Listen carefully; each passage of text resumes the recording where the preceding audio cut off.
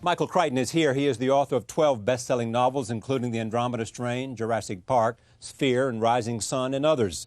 His books have been translated into 30 languages and have sold more than 20 million copies over the years. He's also penned 8 screenplays and was a creator of the NBC television show ER. His new book is called Pray. I am pleased to have him back at this table again. Welcome back. Thanks, Charlie. Great to have you here. This has been one hell of a year for you. It has. It has. Because people want to know about it just to make sure. First of all, on September 11th, you were boarding a plane. I was. At Kennedy? Right. Heading for Los Angeles. 8 o'clock in the morning, yes. And so now that you look back on that, what thoughts does that?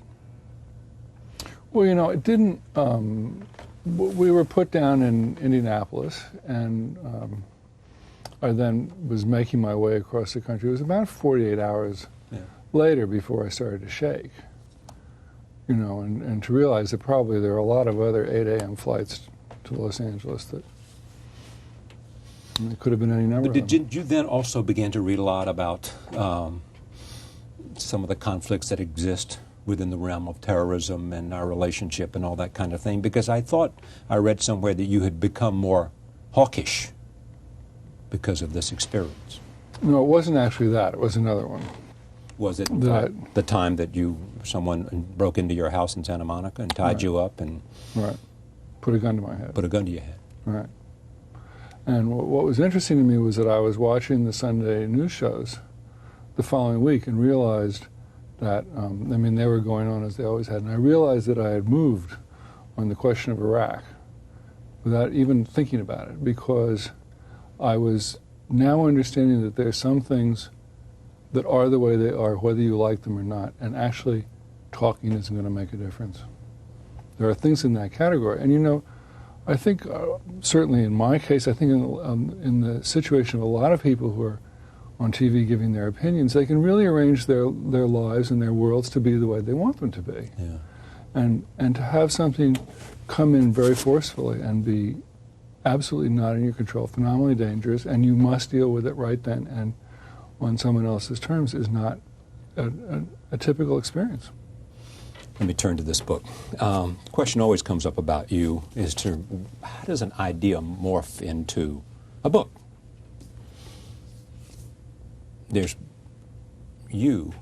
I know, have multiple interests. We've talked about many of them on this program. Yes, we have. Some have not been made into books yet, but might be, like Freud being one. Yes, still waiting for him. I'm sure that's going to be a book at some point, the whole notion of psychoanalysis. How did this get started for you, this idea of Pray? You know, I gave a lecture to the American Association for the Advancement of Science a few years ago, and the topic was images of science and of scientists in the media. So in the course of that, you're reviewing different ideas, and there really are two core sort of mythic images and stories. One is Faust, and the other is Frankenstein. Right. And Frankenstein, if anyone is asked to visualize it, what they think of is Boris Karloff staggering around with bolts in his neck. And it occurred to me that image is 80 years old. And that's an eternity in science. And that if there were an escaped monster, if there were a demonstration of scientific power gone wrong, that it would not have that shape at all. I mean, it's very much, really almost a 19th century shape. And that it would look like something, the monster of today would look very different. And I started thinking, well, what would it look like?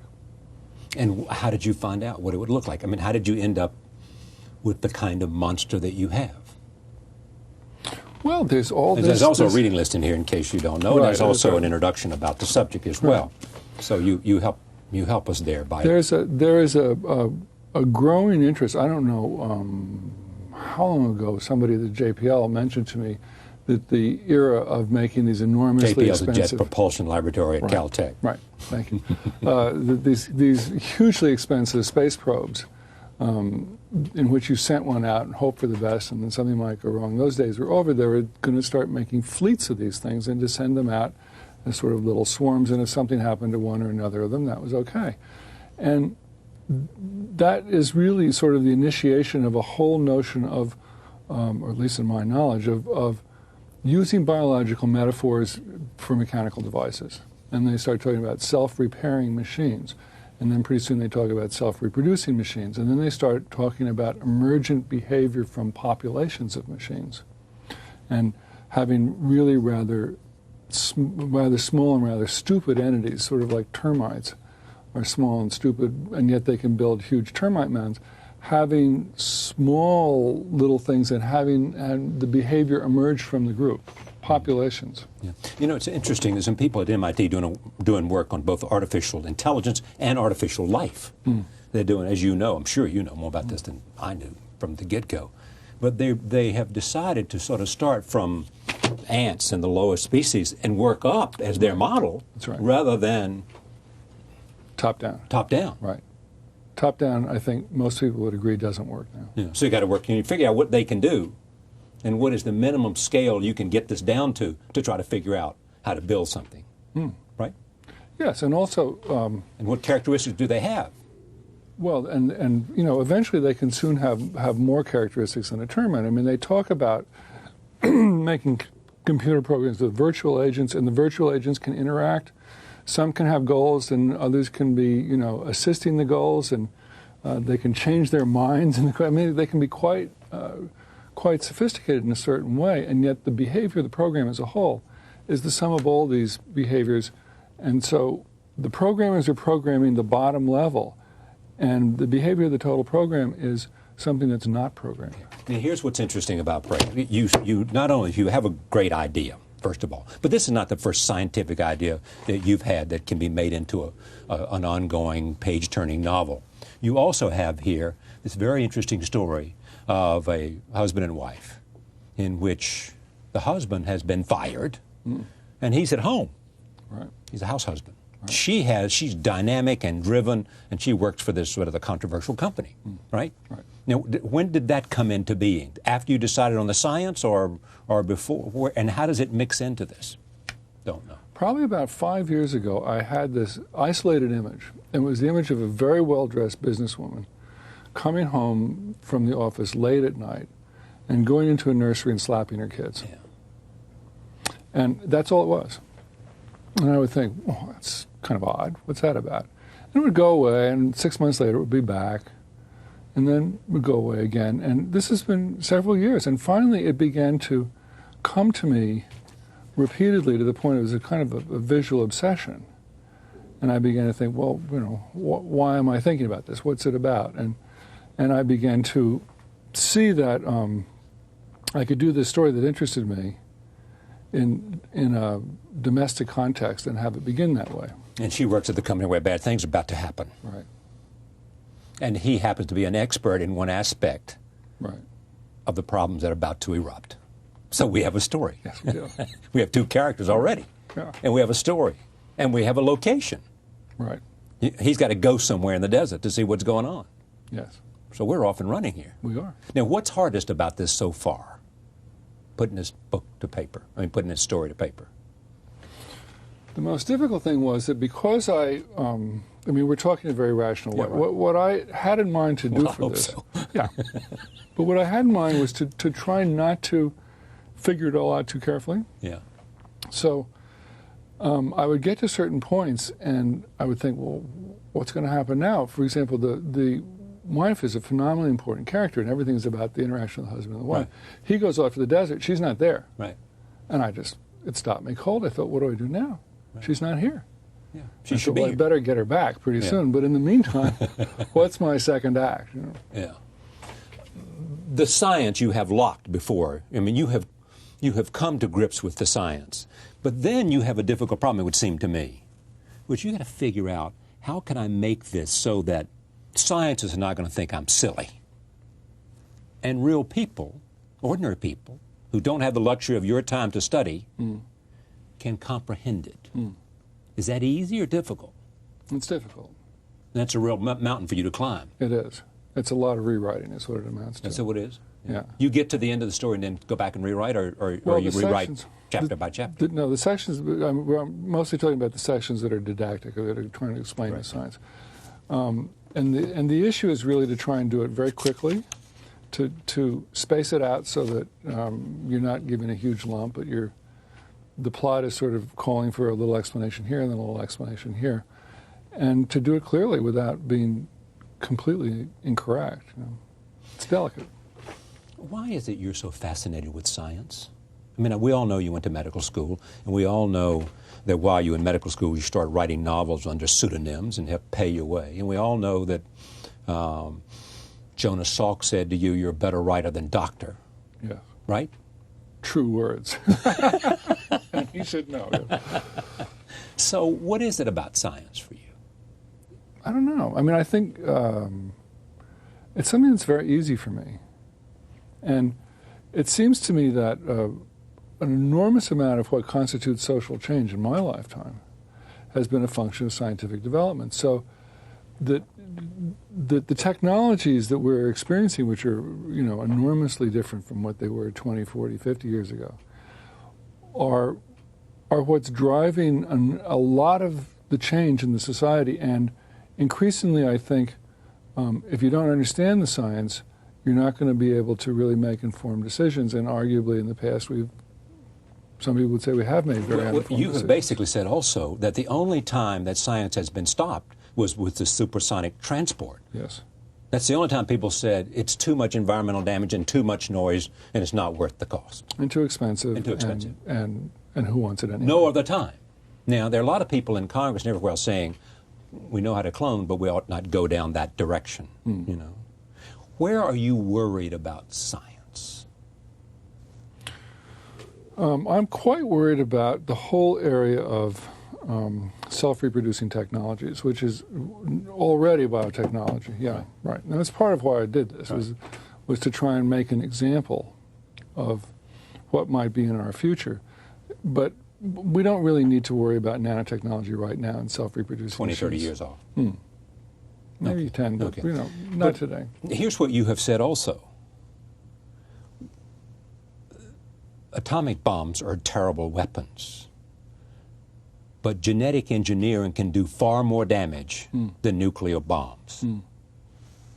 That's a powerful statement. And what do you mean by genetic engineering in that context? I'm not sure is one answer. I think I'm talking... You said it. Well, please. I think you can say things you're not sure about. Right. That's your point. That's right. Yes. It's terrible to have your past brought back to you. Well, this wasn't a long time ago. No. It was not a long time ago. That makes it worse. For example, I mean, just to take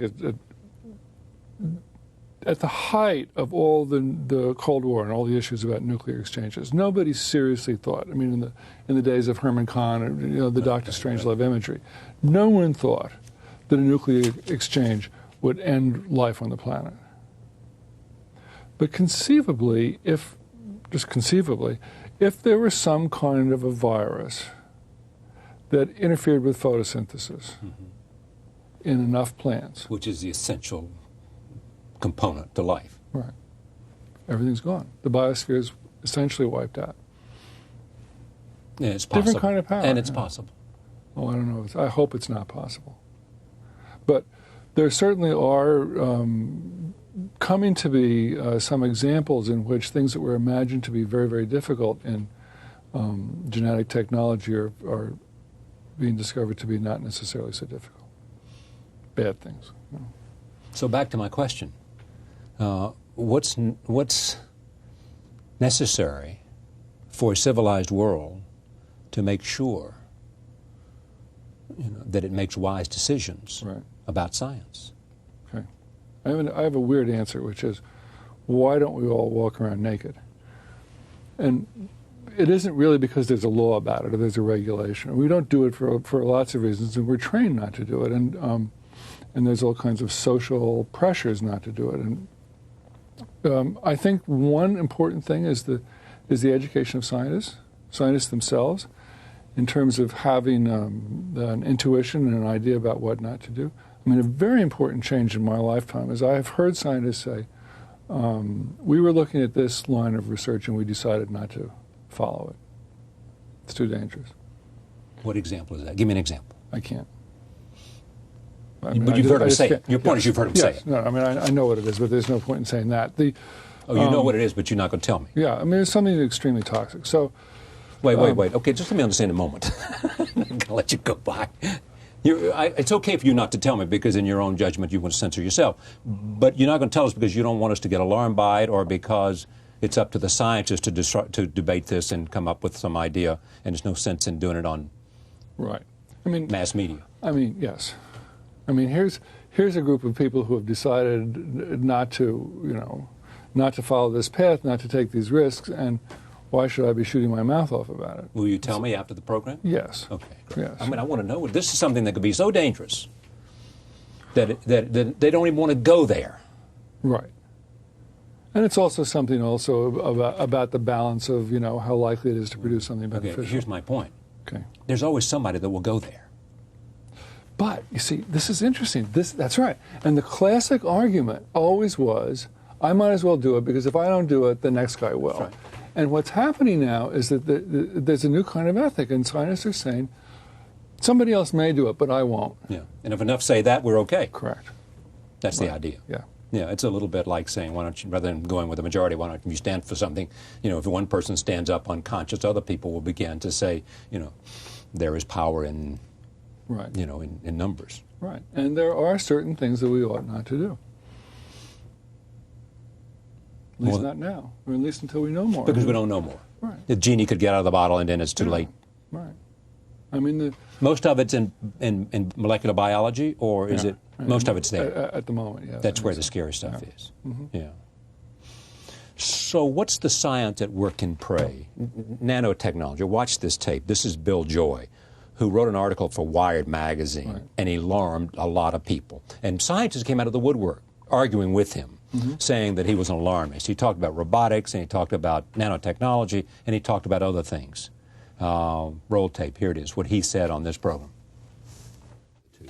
Well, nanotechnology is the ability to manipulate things at the atomic level. And so in the dreams of people like Eric Drexler, the idea would be that you can build almost anything by assembling it atom by atom. And so you build these little tiny machines, erector sets, kind of little things at the atomic scale that can manufacture anything out of just basically dirt. Now this drive to build these kinds of things has been ongoing for 20 years, the early advocates, and it's still perhaps 20 or 30 years away. But it's an incredibly powerful technology if it can work, and I don't think it can be discounted completely anymore. How far off is it?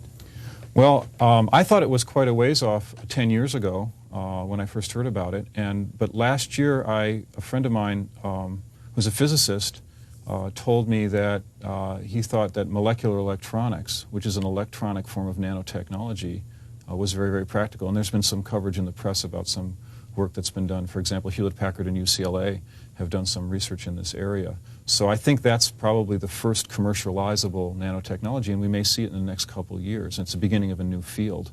So I don't think it's any longer sane to discount perhaps massive investment in this technology, because it's way better than, say, silicon technology. Give me some sense of what happens here in terms of the technology and the science that provides the drive for your novel.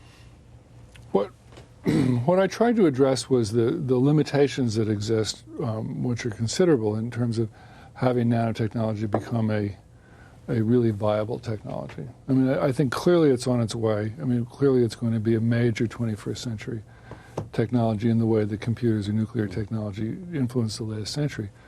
But one of the ways to kind of short circuit is to do some of the work of molecular or atomic assembly, to do some of that work with genetic engineering.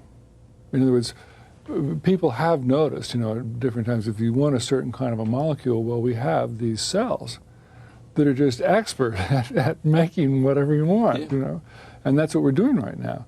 So that would be a way to begin the assembly process, because right at this moment, I don't think anybody's really clear exactly how it would be done. So the story is a kind of a piggybacking of nanotechnology on a biotechnological base, and the fact that it was done this way to save time and to make a leapfrog is part of what makes the difficulties when people try and unravel it. When people say, I'm the 999th person to say this to you and you have a perfect answer, when people say you're more interested in science than character, what do you say? True. True. Yeah. Well, the very first thing that I wrote, the Andromeda strain, Right. I mean, my model was an oil slick, and we have a very good example right now. And the answer to how to deal with oil slicks is don't let them happen. Once a tanker's broken open, the reality is there's nothing to be done. I mean, people can say there's a plan, there's nothing works.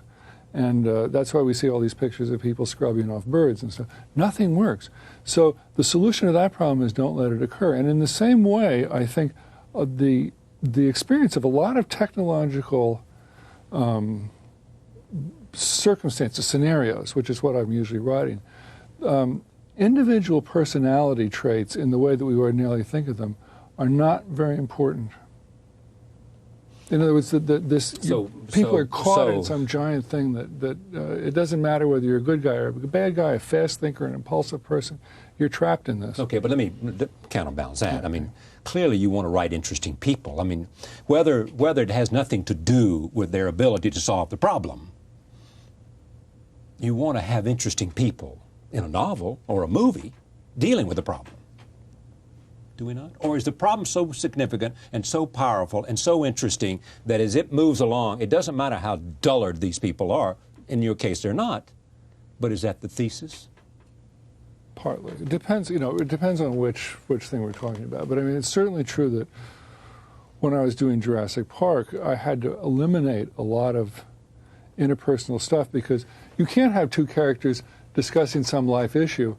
With the dinosaur outside the window, everybody's going, shut up, there's a dinosaur there. And that kind of drives everything. Okay, but I get that. But here you are, Michael. You're I meet most interesting people, a lot of interesting people. You're one of the most interesting people I know, period. You're interested in art because you did a book on Jasper Johns. Mm-hmm. You have a modern art collection. Mm-hmm. You're interested in science, obviously. You're interested in psychology, obviously, because of your fascination with Freud. You're interested in volcanoes. You're interested in relationships. You've been married 4 times. So clearly, so clearly you think you're going to get it right. You've lived on the East Coast, on the West Coast. You lecture. I mean, you're a guy with lots of interest. You are an interesting person.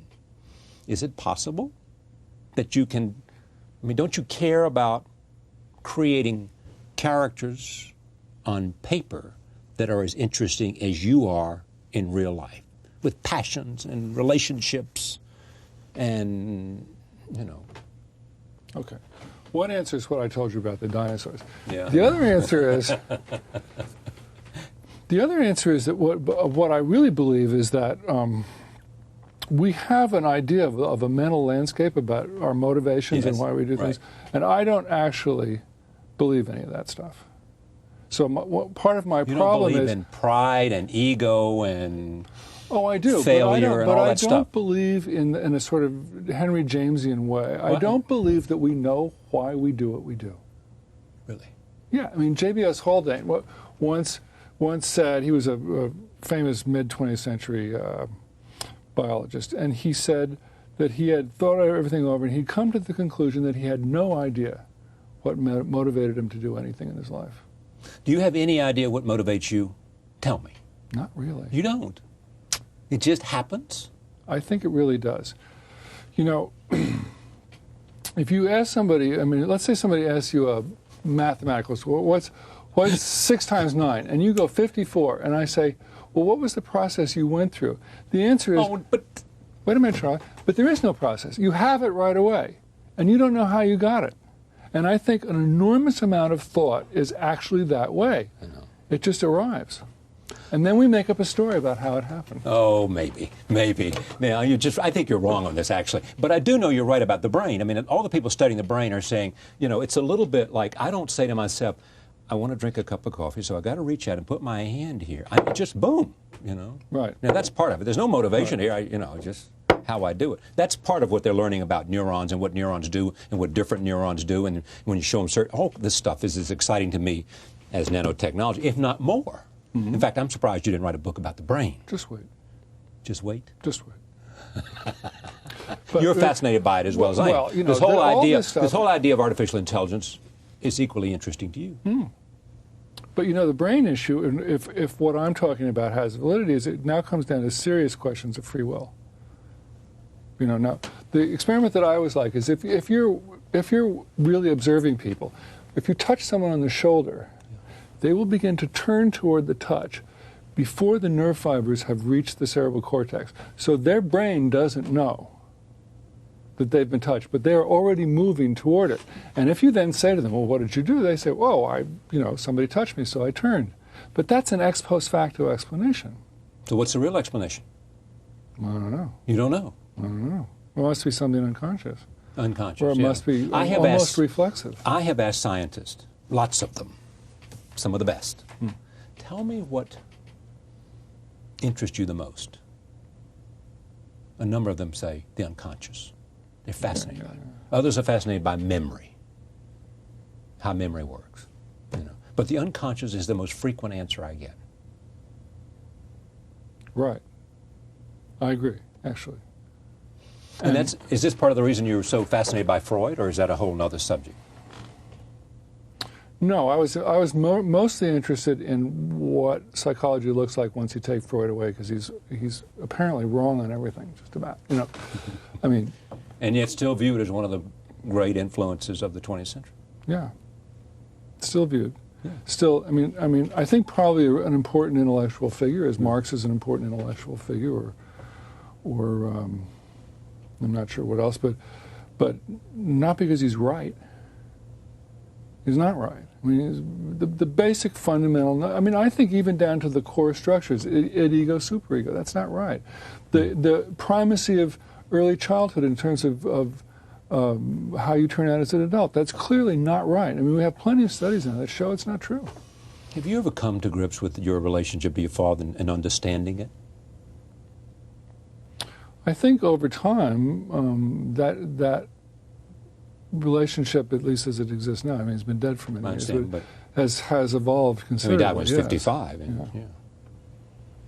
It has. I mean, I think that's an important kind of inner dialogue that goes on, and certainly changed when I became a father myself. Yeah. You understand sort of the scientific explanation for the way the world evolved, universe, correct? Mm-hmm. Sure. Okay. Big Bang and all that.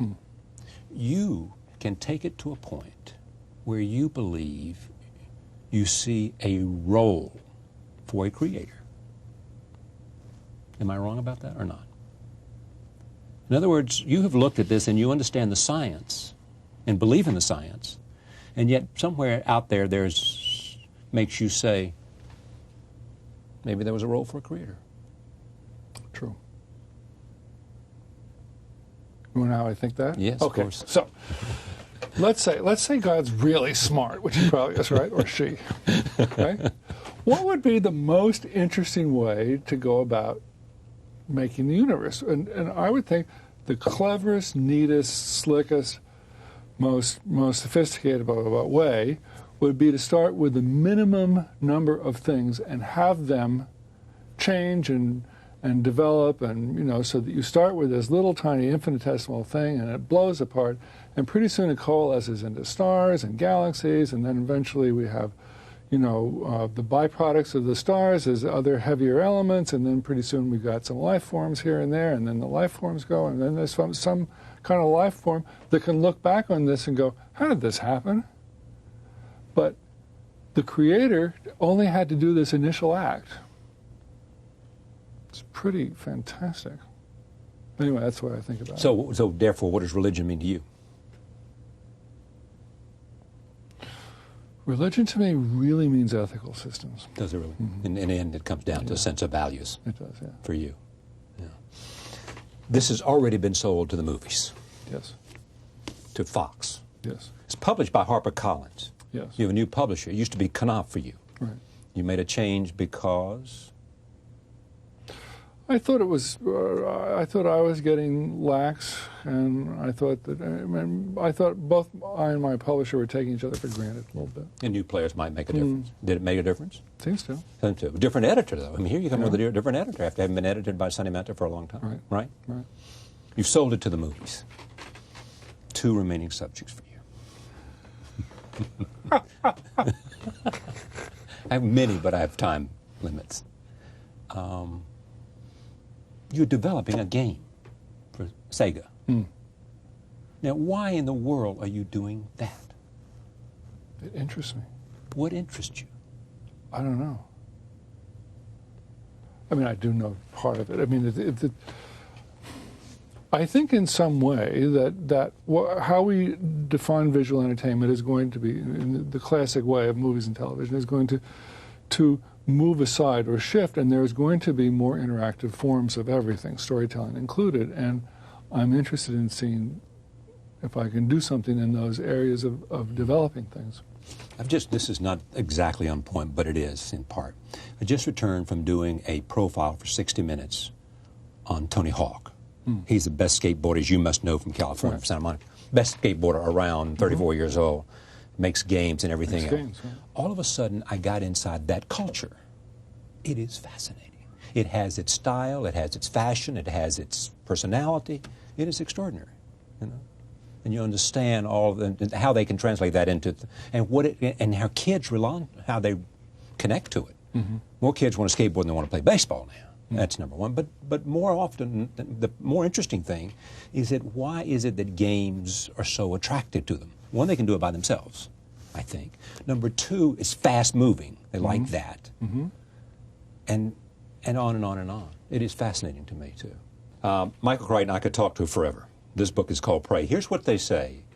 I don't care how much enthusiastic the reviewer was, or how the reviewer had some criticism, one or the other might have had, some problem with one point or another. They always say one central thing, which is why Michael has sold a gazillion copies of all these books and made a gazillion dollars. It is that the reviewer could not turn it down, could not put the book down. They all describe it as I love it and therefore recommend it, or B, I love it but I have these restraints, but I couldn't put it down. In the end, he understands that. He understands storytelling, and he understands the fascination of things we don't know about more than anybody that I know. I'm always pleased to have him on the show, and I thank you for coming. Thanks, Charlie.